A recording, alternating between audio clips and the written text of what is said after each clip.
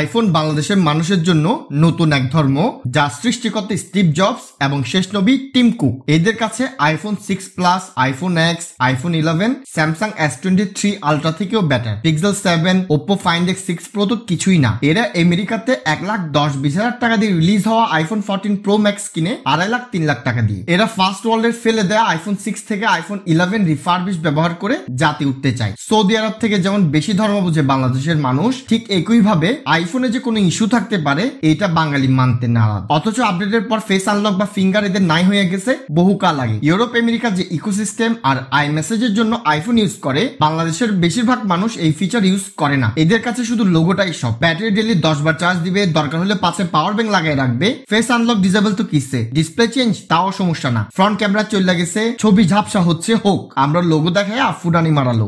Jokes apart, এবার একটু serious কিছু কথা বলি।